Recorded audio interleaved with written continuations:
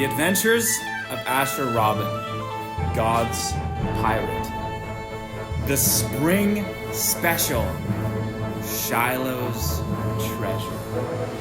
That's right. We are doing a little story in between. This is going to be based in between Book 3 and Book 4. Okay?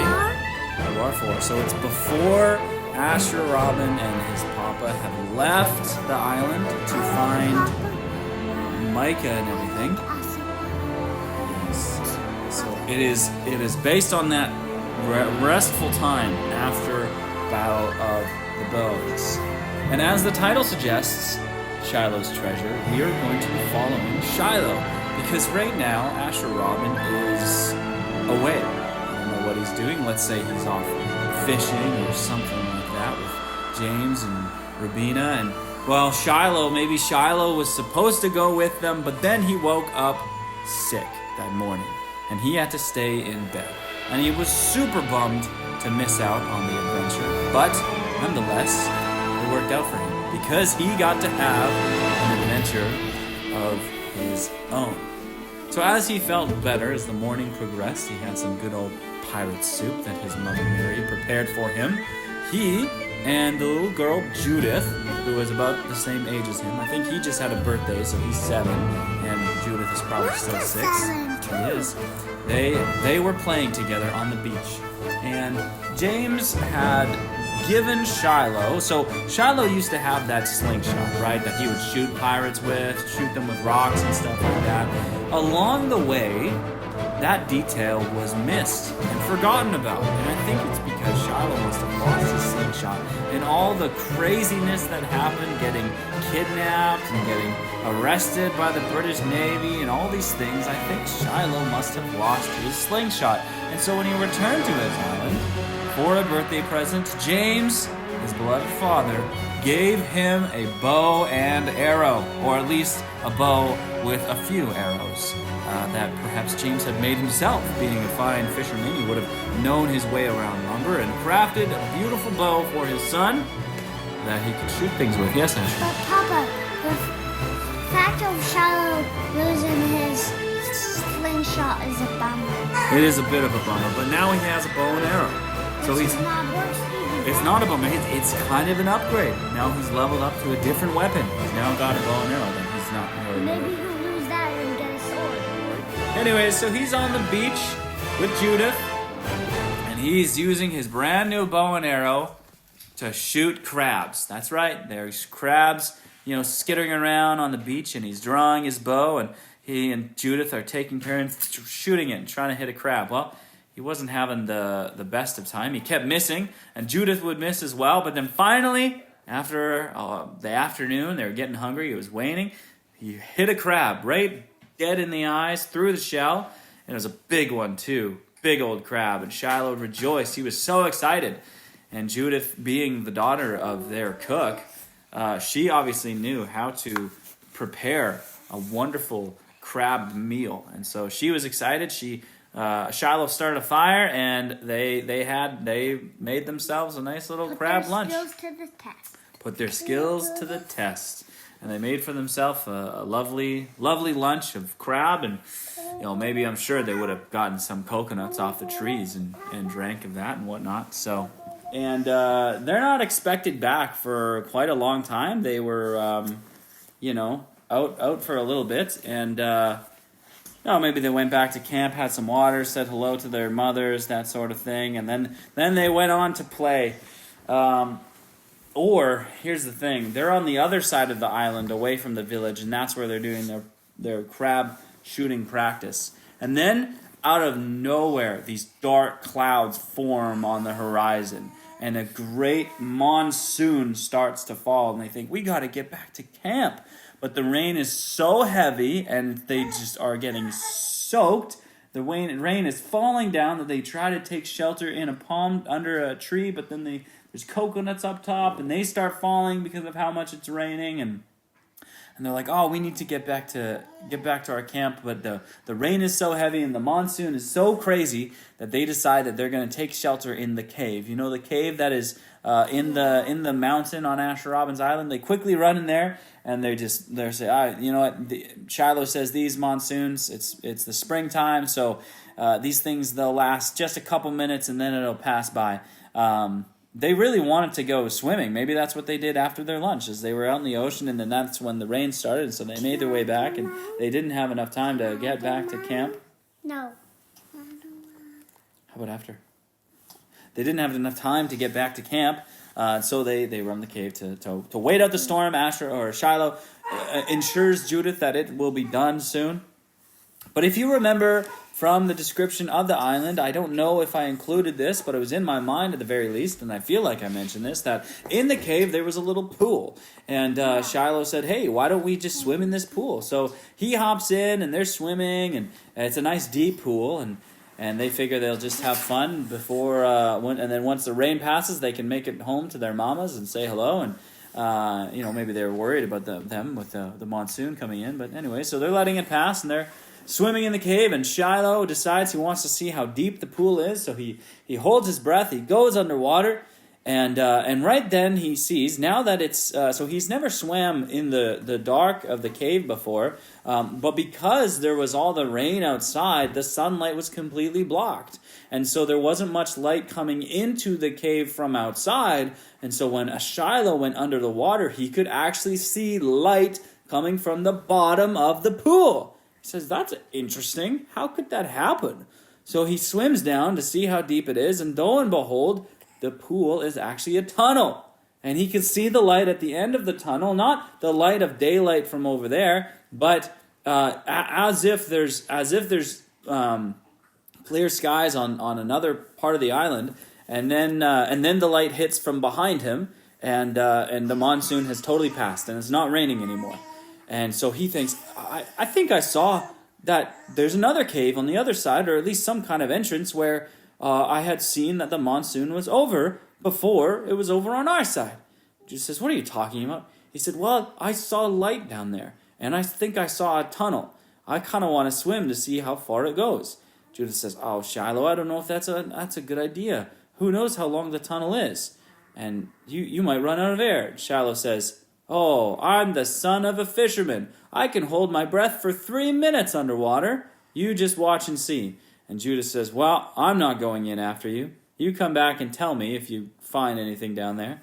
So Shiloh jumps in, and he swims and swims. He's holding his breath. He's swimming and swimming down the tunnel. And he soon realizes, it's been about a minute, maybe almost 2 minutes. He realizes soon he's going to need to come up to breathe. And he's not at the end of the tunnel. In fact, it doesn't even look like he's halfway. So it's a very long tunnel in the water, and he doesn't think it's safe to keep going. Because if he kept going, what if the tunnel got longer and longer and longer, and then he'd run out of air? So to be safe, he's going to swim back to go back to Judith. But just as he's turning around, he's underwater, his eyes are open, he sees just above him is a large air bubble. In the sense that it's the top of water, and above him is air. And so I could swim up there and get a breath of fresh air, and maybe I can keep going. Because sometimes tunnels have a little bit of a part where the water doesn't fill it if it's above sea level. Anyways, so he swims up, he sticks his head out, takes a big breath, which is very refreshing for him. And then he reaches up to see if he can feel the top of the tunnel, the rock, but he can't. He can't feel it. And so he swims a little bit further and to the edge where he knows the edge of the rock is, and he finds the edge with his feet. He's feeling it, and he puts his hands up on the rock, but the wall isn't there. All of a sudden, he puts his hands splat down on a flat surface, a flat section of rock, and he's like, "Oh, it's a bit of a ledge." And he feels up again to try to see if he can feel the roof of the tunnel, and there's nothing. And so when he smacks his hand down, he hears a bit of as if there's just a bit of a cavity there. So then he hoists himself up out of the water onto this rock ledge. He can't see a thing because it's super dark, but he hoists himself up and he's able to stand up. he's in a cave. He goes, hello! And he hears back, hello, hello, hello. And it's an echo. It's his voice traveling through the cave. And then he knows that it's a rather big cave. Oh, but he's excited now. He found a cave in the tunnel, in the mountain on Asher Robbins Island. Shiloh found a cave, a hidden one at that. And so he starts walking around, and he's going very slowly. He gets a little nervous because it's very dark, and so he decides that he's going to crawl. So he gets on his hands and knees, and he's crawling around, trying to feel for walls and stuff, and he's getting further and further away from the water now, because that's the tunnel that leads back to the cave and then to somewhere else, getting further and further away. And he looks back, and he can see the water at the very least. He can see the water is... you can see some light coming through, right? Because there's sunlight coming from either side. And so he knows that he's not going to get lost, but the light from the water is not offering him much light in the cave itself. And so he's exploring, he's crawling around, and he finally feels a bit of a wall. And so he's trying to walk along that wall, and then his foot stumps on something. And it's a big thud, not like a rock, but like a wood. And he kicks it again lightly, and it makes his heart race a little. He's like, what is this? He puts his hand down and feels it. It's wooden. It feels like very old, dry driftwood. And he runs his hand along it, very brittle wood. Then he feels a metal part, and then after the metal part is more wood. And he's feeling the top of this thing. It's about the height of his thighs. And he feels around. He feels a bit of a rounded edge, and then a sharper edge, and he feels that it's kind of like a table, or no, it's not a table. It's more of like a box, a bench. It's got to be a bench, and he knocks on it, and it's a bit of there's a little bit of an inside to it. A little bit of an inside to it, and he feels along the side, and he can feel a latch. Oh, and then his heart started racing. He knows this isn't a bench. This isn't just a box. This is a chest. Maybe it's a treasure chest. I mean, after all, this story is called Shiloh's Treasure. So he feels with the latch. There is no lock on it. It's just there, and he flips it open, and then he cranks open the lid.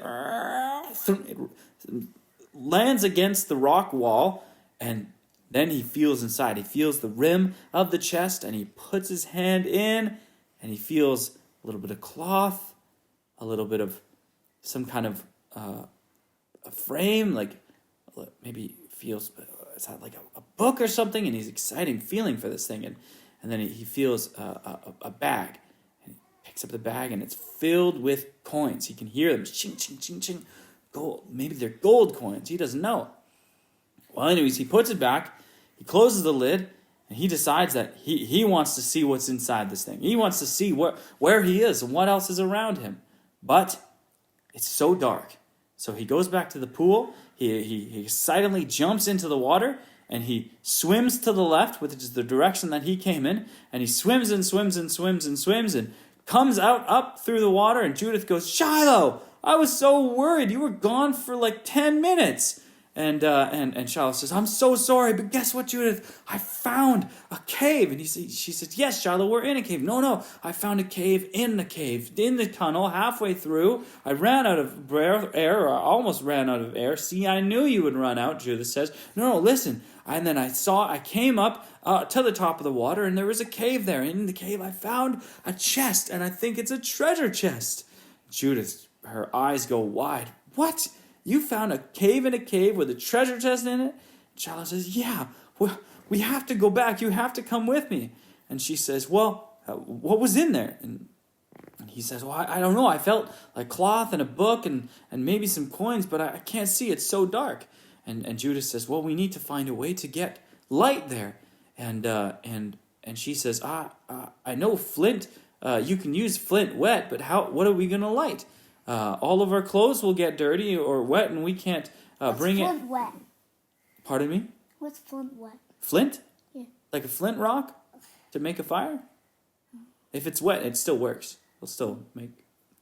So you can use flint when it's wet, but we can't burn anything. Any wood we bring will get wet, and we won't be able to do it. Oh, and we wouldn't want to burn the treasure chest, of course. So, well, Judith says, maybe we can use some some palm oil, and we can get a big bundle of sticks and seal it with a sheet, and then use pitch over top of it, and maybe that'll seal it. We can carry this thing through the water, and the insides won't get dry, and we'll have some kindling to light a fire. And we can dip some cloth in oils and whatnot so that we can still light the oil on fire. Well, that might work, says Shiloh. I don't think I've ever tried it, but if there's ever a time, we might as well. Okay, and so the two got right to work. They gathered some dry palm branches and leaves and some husks from trees, and they put it in a sheet, and they wrapped it up. They took a bunch of lighter's oil and dipped cloth in it and put that in the branches, and then they wrapped it up. They tied the sheet together, and they used their a store of pitch from the village. They said hi to their mothers and whatnot, and used a store of pitch from the village, from Asher Robin's cabin, and lathered on the blanket, the sheet, with the pitch so that it would be sealed. And they were too excited to wait for it to dry. They figured they would just try to do a wet run and jump right in, and so that's what they did. They took some flint and they jumped in, and then they swam under the water. And Shiloh made sure he was holding on to Judith's hand, and they swam through the water, came to where the opening was, through the top of the water, took deep breaths, and then Shiloh climbed onto the ledge of the rock that he was on before, and he helped Judith onto it as well. And they lumped their big sack of fire supplies onto the rock as well, and came out. And Judith said hello, and the echo went hello, hello. And then they quickly unwrapped the sheet, and they grabbed the oiled cloths, and they went to work with the flint, scraping against the rock and rubbing them together onto the chest. No, onto the dry branches that they brought, the dry husks and whatnot, and their kindling, and it worked. They were still dry, and they were able to light it on fire. The sparks caught. And so then they took a stick that they had brought, that had gotten wet, but they wrapped it around with the oiled cloths, and they were able to make a torch. And so now with light, they could see a little ways away into the cave. And boy, it was cool. It was open, like a great cave cavity. And they went straight to where Shiloh remembered seeing the chest, and it was still there. It was very large. They opened it, and sure enough, they could now see what was inside because they had the torch. And Judith held it while Shiloh rifled through, and it was an old jacket, an old fisherman's net, and there was a book in there, and it was How to Navigate the Seas by C.H. something. It's just one of those things, and then they found, there's a sack, and he opened the sack. There was gold in there, and all kinds of memorabilia, and there was rolled up map, and he's digging through this, and a little anchor, and just it seemed like this was the belongings, not so much of a treasure chest, but like the moving chest, the belonging chest of a fisherman or some kind of seafaring man. And Shiloh was so excited, and he wondered how this had gotten there and what it was doing there. And that's what the book was. It wasn't a seafaring book. It was a journal. Right. That makes more sense. And Shiloh opened to the first page, and Asher was teaching him how to read, and so he tried his best. But it was in a type of writing that he had never seen before. Very interesting handwriting. It seemed like there was. It seemed like it was the language he spoke, but in the language he could read, English.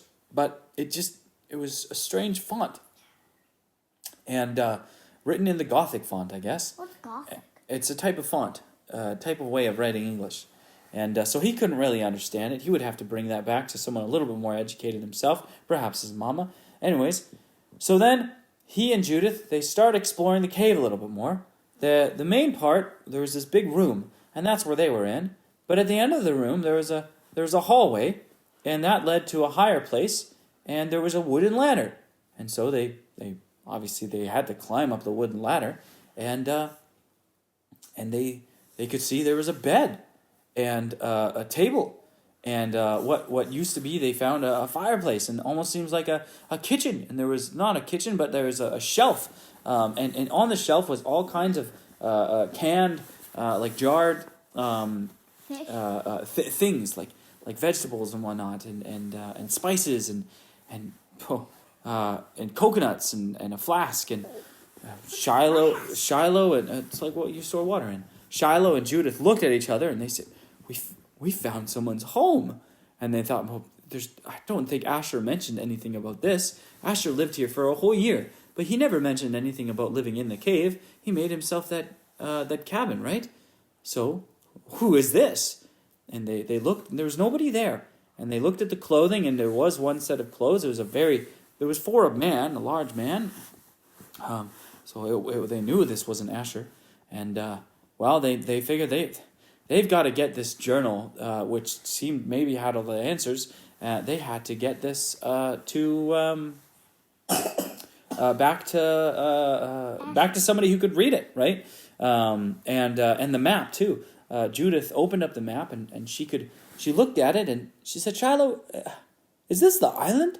And he looked at it as well, and it sure seemed like it. Kind of in the middle, near the top, was a mountain sketched, and then there was the cave, and then on the other side of the mountain there was another cave which seemed to lead into the ocean, and that was probably what Shiloh was seeing at the end, was how the cave led to the ocean, and Papa, and yeah. Is Shiloh a movie a girl? No, Shiloh's a boy. It's Rubina's little brother. And then on this map there's palm trees, and even the tiger shark was on there too, to show where you could jump off the cliff and everything. Like this was a genuine map of Asher Robin, God's Pirates Island, but it was an older one, and it was not drawn by Asher Robin. It was drawn by someone else, someone who once lived there, someone who lived in the cave, and what marveled them most was that there was an X on the map. On the island, there was an X which showed something. Shiloh said, "This seems like a pirate treasure map, like the ones that that pirates would write for themselves to remember where they buried their treasure.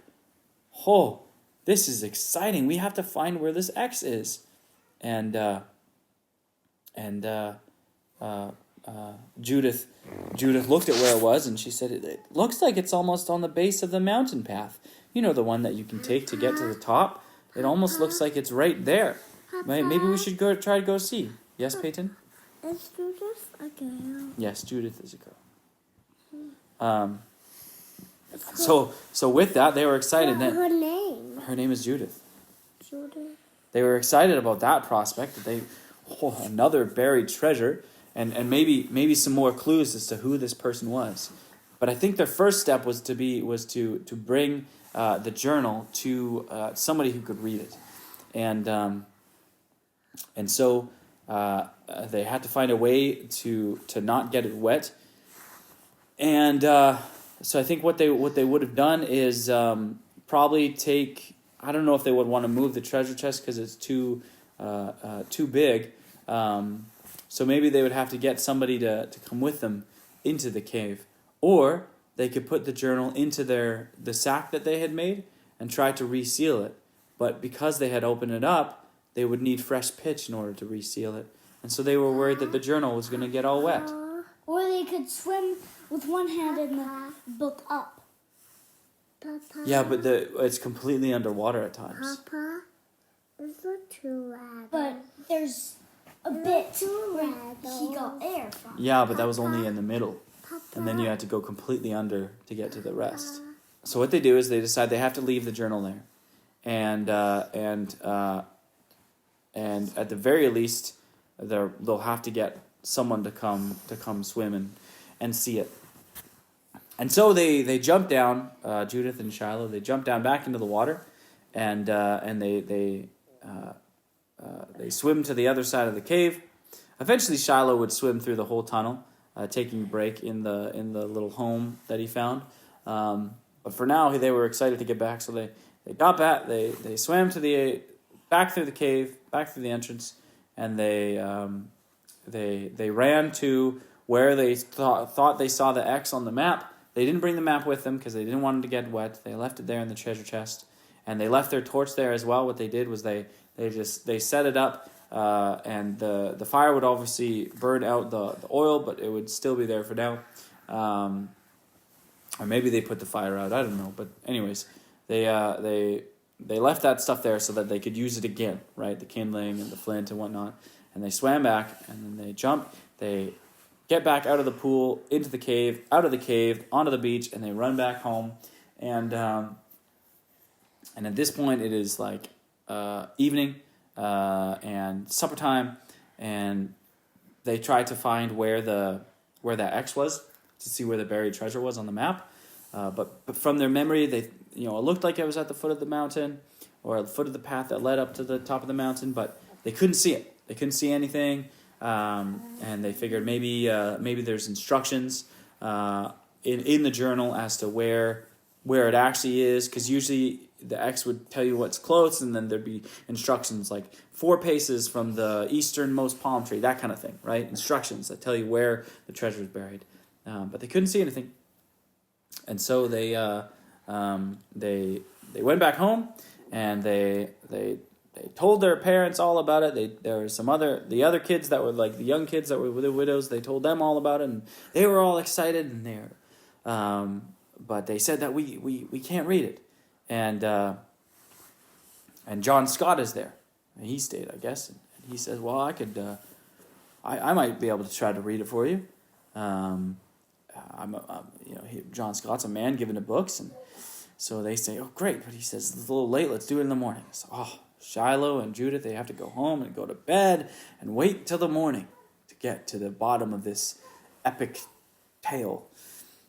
So then the morning comes, and I guess Asher and Rubina and James, they're still off on the fishing trip. And I think John probably would have gone with them, but he stayed back. Rubina's a girl. He stayed back this time, which worked out well because now he's willing to help Shiloh and Judith with this mystery. And so he goes back with them. They show him where the cave is, and they swim into the pool, and he comes up. They light the fire, and then they go to the chest. They open it up. They sit down. Then John Scott is able to read it. He reads it a little bit slowly because, again, it is in a strange font, but he can tell. He can read it. And he says, it says these are the journal entries of one Mr. Rothsay. Rothsay says that he has been here for a few days, stranded, and says that Claire is gathering supplies, food. They don't know how long they'll be here. Hopefully not forever. But at least Rothsay, Mr. Rothsay, I think it is, at least he is with Claire. The next entry says, the day was good, the weather was fine, the island has much food and much provision, but they have seen no ships. Next entry says, their ship crashed and sunk. It was all they could do to take their belongings and bring back. Claire, she was sick, and they were on a vessel to travel to a new land to try and find a doctor. But then the ship crashed. And now Rothsay is here with Claire. But she's doing better every day. She's healthy. She's happy. She still prays. But I don't know how. It's hard to pray when the person you love the most is sick. And it doesn't seem like God is healing them.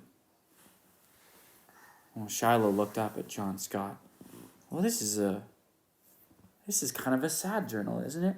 John Scott said, yeah, it seems like it. It seems like this couple were stranded here. And it was their home before it was ours. Wow, said Shiloh. I wonder where he is now, or where they are. Oh, and say, look at this map. He hands John Scott the map.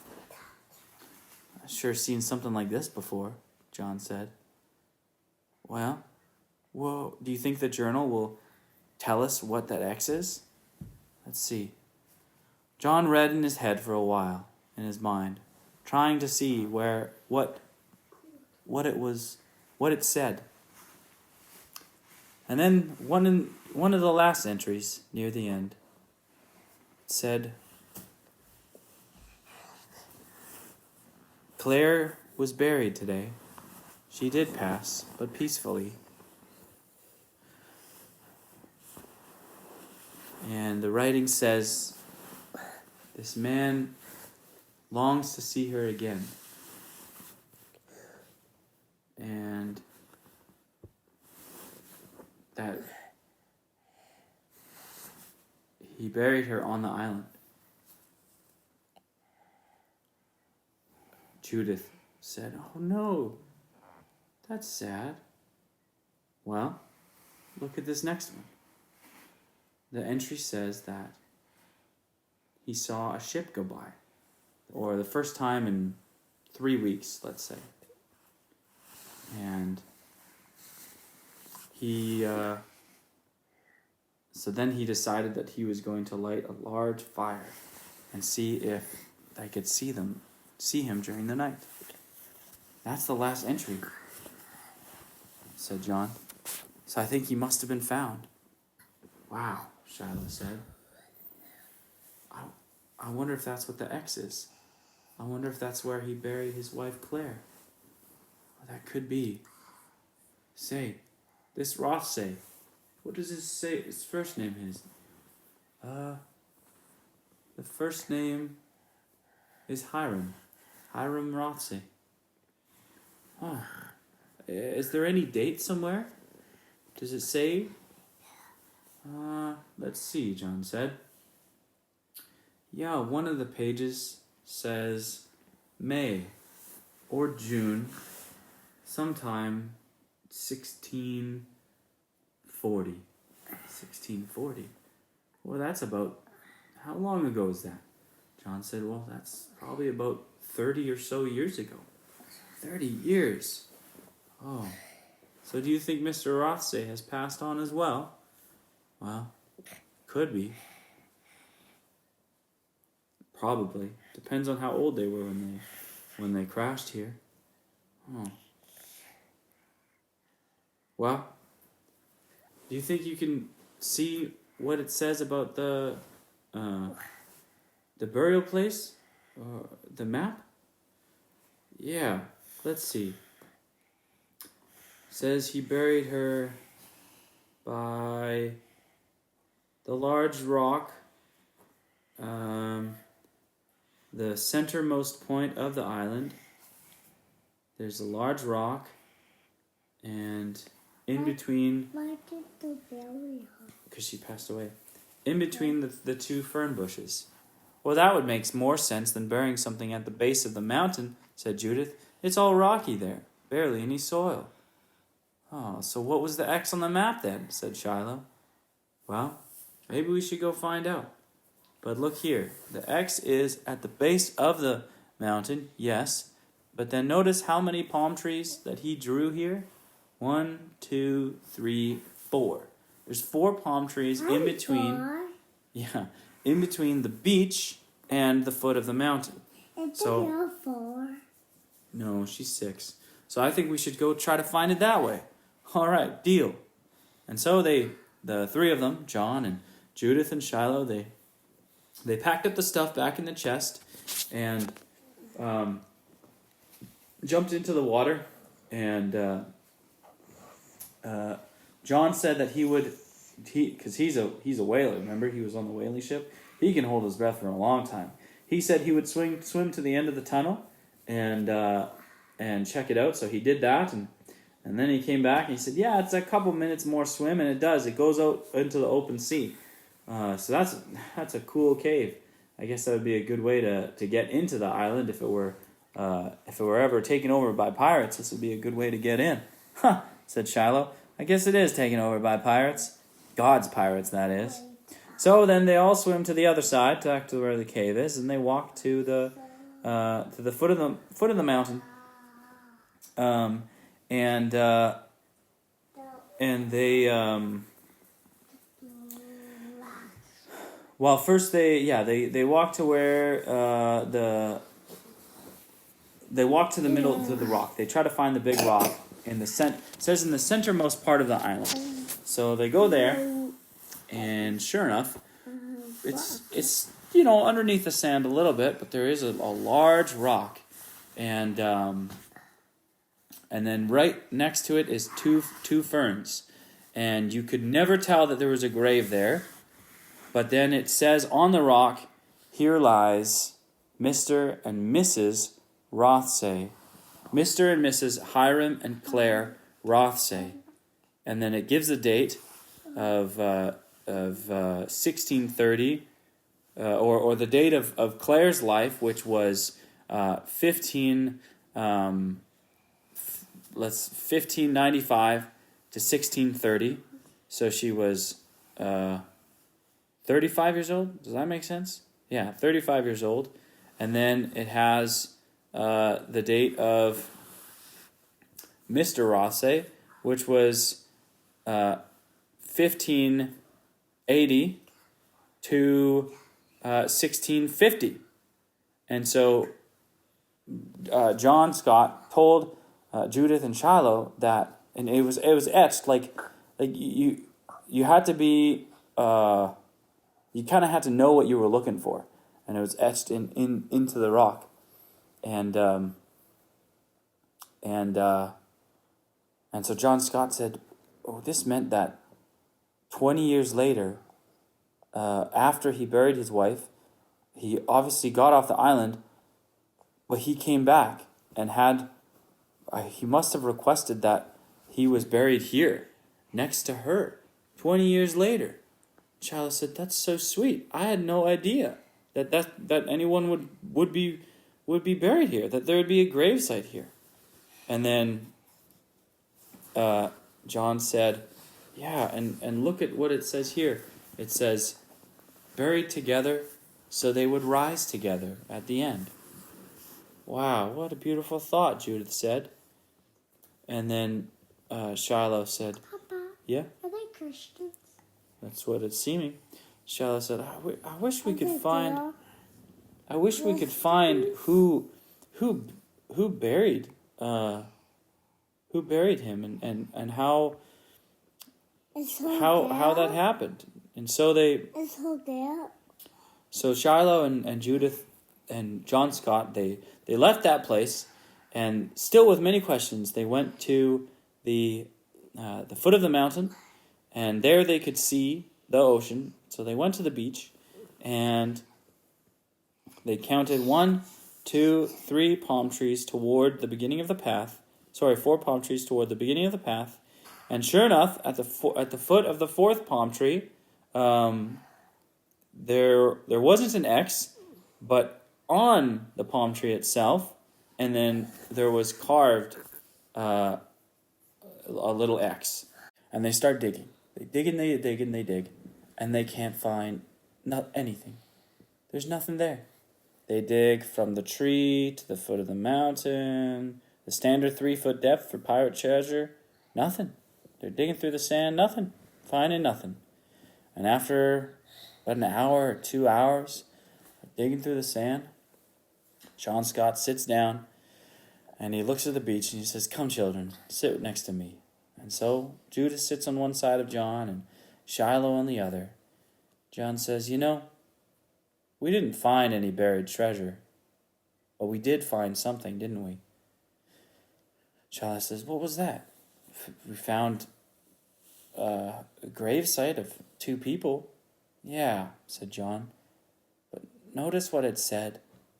Here lies Mr. and Mrs. Ross, say, buried together, to rise together in the end." "Do you know why it says that?" he asked Judith. Because they'll go to heaven together? "Yeah," said John. "But more than that. It's springtime after all, and pretty soon the churches all over the world are going to be celebrating the redemptive work of Christ and what he did. You remember the story of how during this time he died for the sins of the world upon the cross, but he was risen. And the Bible teaches us that because he was risen, so we will rise one day." And John Scott was thinking about the Bible verse from 1 Corinthians, I think, 15, which says, "Now Christ is risen from the dead and has become the firstfruits of those who have fallen asleep. For since by man came death, by man also came the resurrection of the dead. For as in Adam all die, even so in Christ all shall be made alive." Now that's a bit of a newer version than what John Scott would have been reading, but he paraphrased it to them and said that because Jesus Christ is risen, we have the promise that we will rise with him one day as well. In the resurrection, we will live with him again on earth. It's a beautiful promise. But we can only experience that because of what he's done. And I think it's so special that we found these people's story, that at the end, it seems like because of his trouble, Hiram was unable to pray. And perhaps he did have a lot of gold buried here one day. Perhaps the people that came back to bury him, that was his prize to them, was they got to dig this up and have the gold. Who knows? But at the end of the day, he couldn't take any of his possessions with him. But he could hope in the resurrection that he would experience through Jesus Christ. And that reminds me further in 1 Corinthians 15, where it says, "As we have borne the image of the earthy, we shall also bear the image of the heavenly.